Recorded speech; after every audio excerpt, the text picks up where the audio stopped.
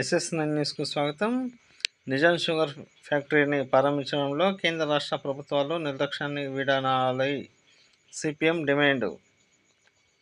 నిజామాబాద్ జిల్లా బోధన్ పట్టణ కేంద్రంలో సిపిఎం పార్టీ ముఖ్య కార్యకర్తల సమావేశం నిర్వహించడం జరిగింది. ఈ సమావేశానికి సిపిఎం పార్టీ జిల్లా కార్యదర్శి ఏ రమేష్ బాబు హాజరై మాట్లాడుతూ, ప్రజా సమస్యలు పరిష్కరించడంలో కేంద్ర రాష్ట్ర ప్రభుత్వాలు నిర్లక్ష్యం వహిస్తున్నాయని, అందులో భాగంగానే బోధన్ నిజాం షుగర్ ఫ్యాక్టరీని నడిపించడంలో రెండు ప్రభుత్వాలు పట్టించుకోకపోవడంతో అది మూలన పడ్డదని ఆయన విమర్శించారు.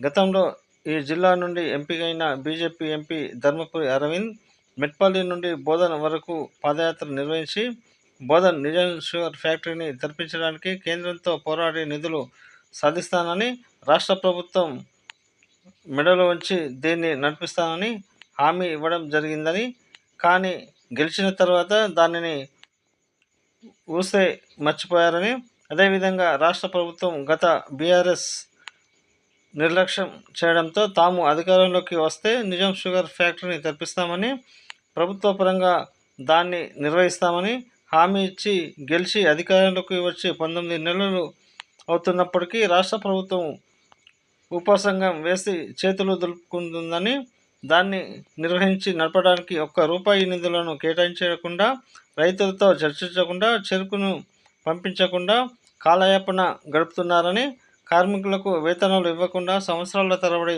నిర్లక్ష్యం ప్రదర్శిస్తుందని ఆయన విమర్శించారు. రాష్ట్ర ప్రభుత్వం మహిళలకు ఇచ్చిన హామీని అమలు జరపడం లేదని, కౌలు రైతులకు మరియు వితంతులకు, వికలాంగులకు, వృద్ధులకు ఇస్తాం అన్న పెన్షన్ను మర్చిపోయాని, వీటన్నింటి ప్రభుత్వం వెంటనే దృష్టి పెట్టి నిధులను కేటాయించాలని, లేని ఏళ్ళ గత ప్రభుత్వానికి పట్టిన విధే ఈ ప్రభుత్వానికి ప్రజలు ఏ విధంగా బుద్ధి చెప్తారని ఆయన అన్నారు. ఈ ప్రభుత్వానికి ఇదే పరిస్థితి వస్తుందని ఆయన హెచ్చరించారు. ఈ కార్యక్రమంలో సిపిఎం బోధన్ ఏరియా కార్యదర్శి ఏ శంకర్ గౌడ్, ఏరియా కార్యదర్శి వర్గ సభ్యులు ఏషాల గంగాధర్, జంగం గంగాధర్, ఏరియా కమిటీ సభ్యులు సుందరి కుమారస్వామి, కుప్రియాల బాలయ్య మరియు అర్జున్, గోపి, తోకల దత్తు, బేగరి గంగాధర్, పత్తి ఎల్లన్న తదితరులు పాల్గొన్నారు.